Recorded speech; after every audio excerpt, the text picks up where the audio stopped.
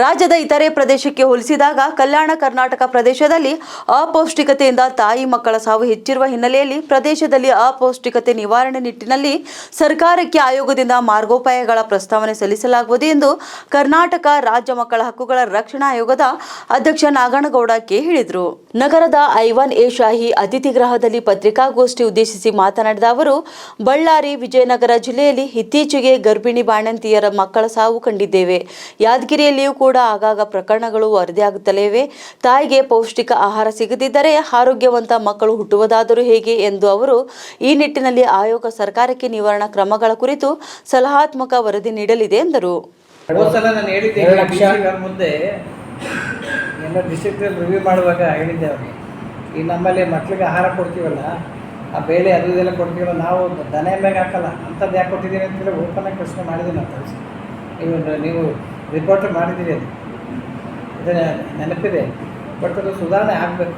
ಸುಧಾರಣೆ ಆಗಲಿಲ್ಲ ಅಂತಂದರೆ ಇದು ನೀವು ಹೇಳೋಂಗೆ ಅಟ್ಲೀಸ್ಟ್ ಅಲ್ಲಿ ಏನಾಗ್ತದೆ, ನಮ್ಮಲ್ಲಿ ಆ ಭಾಗದಲ್ಲಿ ಪಬ್ಲಿಕ್ಸು ಅಲ್ಲಿ ಇದ್ದವರು ಅವೇರ್ನೆಸ್ ಇದ್ದಾರೆ ಪ್ರಶ್ನೆ ಮಾಡ್ತಾರೆ. ಈ ಕಲ್ಯಾಣ ಕರ್ನಾಟಕದ ಒಂದು ಕಮಿಟಿ ಮಾಡಿ ರಿಪೋರ್ಟ್ ತರ್ತಾ ಇದ್ದಾರೆ. ಈ ಭಾಗದಲ್ಲಿ ಎಷ್ಟಾಗಿದೆ ಅಂತೇಳಿ ಒಂದು ಸಮಿತಿ ಮಾಡಿ ಬಿಟ್ಟಿದ್ದೀವಿ. ಯಾದಗಿರಿ, ವಿಜಯಪುರ, ಆಮೇಲೆ ಬೀದರು, ಗುಲ್ಬರ್ಗ ಇದೆಲ್ಲ ಸೇರಿಸ್ಬಿಟ್ಟು ಒಂದು ಕಮಿಟಿ ಸರ್ವೆ ಮಾಡ್ತಾಯಿದ್ದಾರೆ.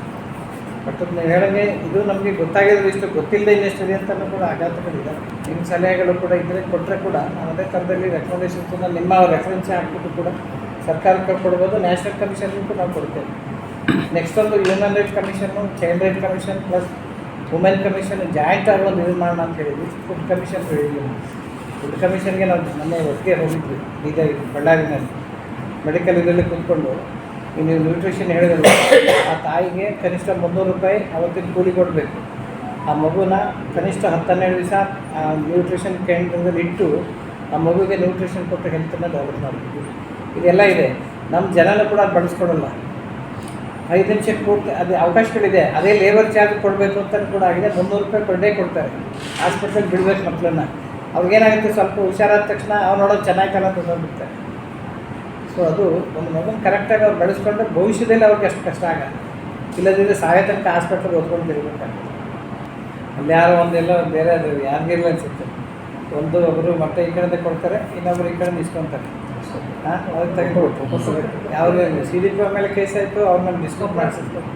ಆಮೇಲೆ ಕೇಸ್ ಇಲ್ಲ ಅಲ್ಲ, ಡಿಸ್ಮಿಸ್ ಮಾಡೋದು ಬೇರೆ ವಿಷಯ. ಆದರೆ ನಮ್ಗೆ ಗೊತ್ತಿಲ್ಲಂಗೆ ಈ ಥರ ಹೇಳಿ ಎಷ್ಟು ಅನ್ಯಾಯ ನಡೀತಾ ಇತ್ತು. ನಾವು ಹೇಳಿದ್ರೆ ನೀವು 2 ತಿನ್ಕೊಂಡ್ರಮ್ಮ, ನೀವು 2 ಮಟ್ಟ ತಿನ್ನಿ, ಯಾರು ಮಕ್ಳಿಗೆ ಒಂದು ಯಾಕೆ ಕೊಡಲ್ಲ? ನೀವು ಫಸ್ಟ್ 2 ತಿನ್ಬಿಡಿ, ಒಂದೊಂದು ಬೇಡ, ನೀವು 2 ತಿನ್ಕೊಳ್ಳಿ. ಆದರೆ ಮಕ್ಳಿಗೆ ಕೊಡೋದನ್ನ ಯಾಕೆ ತಿನ್ಕೊಳ್ತೀವಿ? ಅಷ್ಟು ಎಲ್ಲ ಮಾಡಿ ಅವರು ಕಳಿಸಿ ಆಯ್ತು ಬಿಡಿ. CDP ಮೇಲೆ ಕೇಸ್ ಆಯಿತು, ಅವ್ರಿಗೆ ಡಿಸ್ಮಿಸ್ ಮಾಡಾಯಿತು. ಇದು ಮಾಡ್ಬೋದು.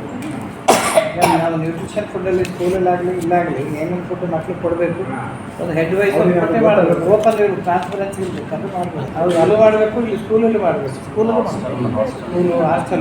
ಹಾಸ್ಟೆಲ್ ಅಂತೂ ಟೈಪ್ ಆಫ್ ಹಾಕ್ಸಿದೆ ನಾವು. ಬೆಳಗ್ಗೆ ಏನು ತಿಂಡಿಯನ್ನು, ಮಧ್ಯಾಹ್ನ ಏನು ಕೊಡಬೇಕು, ಸಂಜೆ ಏನು ಕೊಡಬೇಕು, ಕಾಫಿ ಟೀ ಅದೆಲ್ಲ ಹಾಸ್ಟೆಲ್ಗಂತೂ ಆಗಿದೆ. ಬಟ್ ನೀವೇನಾಗಿ ಶಾಲೆಗಳಲ್ಲಿ ಹಾಕ್ಸ್ಬೇಕು. ಜೊತೆಗೆ ಹುಡುಗರಿಗೆ ಕಂಪ್ಲೇಂಟ್ ಮಾಡಿ ಅಂತ ಸಹಿತ ನೀವು ಸೆಲೆಕ್ಟ್ ಮಾಡಬೇಕು. ಕೇಳಿದ್ರೆ ಎಲ್ಲ ಸಲಾಪಟ್ಟಿಗೆ ಇರಬೇಕು, ಚೈಲ್ಡ್ ಲೈನ್ ನಂಬರ್ ಇರಬೇಕು. ಇದೆಲ್ಲ ಮಕ್ಕಳು ಅಭಿಪ್ರಾಯಗಳನ್ನು ದಾಖಲೆ ಮಾಡ್ತಾ ಇರಬೇಕು. ತಿಂಗಳಿಗೊಮ್ಮೆ ಏನೇನು ಹೇಳಿದ್ರು, ಏನು ಮಗು ಏನು ಹೇಳಿತ್ತು, ಇಂಪ್ಲಿಮೆಂಟ್ ಆಗಿದೆಯಾ, ಕಂಪ್ಲೇಂಟಿಗೆ ಅಲ್ಲೆಲ್ಲ ಇರಬೇಕು. ಅದನ್ನ ಹೋಗಿ ಅಧಿಕಾರಿಗಳು ಹೋಗಿ ಇನ್ಸ್ಪೆಕ್ಟ್ ಮಾಡಿದವರು ಅದನ್ನು ಫಾಲೋಅಪ್ ಮಾಡಬೇಕು. ಅದೆಲ್ಲ ಕೂಡ ನಾವು ವಿಶ್ವಕ್ಕೆಲ್ಲ ಮಾಡ್ತಾಯಿದ್ವಿ. ರ್ಯಾಗಿಂಗ್ ಕಂಟ್ರೋಲ್ ಮಾಡೋಕ್ಕಾಗದಿದ್ದ ಕಡೆ ನಾವು NOCನೇ ಸ್ಟಾಪ್ ಮಾಡಿದ್ದನ್ನು ಹೇಳ್ತಾ ಇದ್ವಿ.